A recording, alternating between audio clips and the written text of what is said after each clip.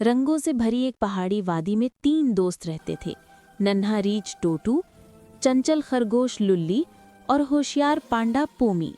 तीनों दिन भर हंसते खेलते और मजे करते। एक दिन आसमान पर गहरे काले बादल छा गए। तेज हवा चली और वादी में खौफ फैल गया। अचानक ऐलान हुआ, वादी के ऊपर मौजूद खुशियों का बड़ा कौसे कज़ा पत्थर टूटने वाला है। अगर ये बिखर गया तो वादी हमेशा के लिए बेरंग हो जाएगी। लुल्ली बुरी तरह घबरा गई। हम क्या करें, हम तो बहुत छोटे हैं।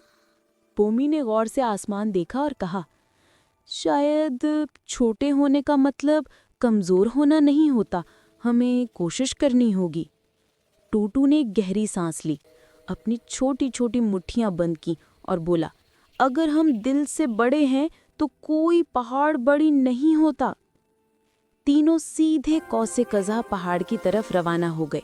रास्ता मुश्किल था, फिसलन, सर्द हवा, शोर मचाती बिजली, मगर तीनों ने एक दूसरे का हाथ कभी न छोड़ा। पहाड़ की चोटी पर पहुंचे तो देखा कि बड़ा कौसे कज़ा पत्थर हिल रहा था। लुल्ली ने डर कर कहा, अगर ये गिर गया तो हमारी वादी खत्म। टोटू ने अपना छोटा सा हाथ पत्थर पर रखा। पोमी और लुल्ली भी साथ खड़े हो गए। टोटू ने आंखें बंद की और आहिस्ता से कहा, ऐ खुशियों वाले पत्थर, हम पूरी वादी के लिए खड़े हैं। हमारा दिल चाहता है कि सबको रंग, रोशनी और उम्मीद मिले।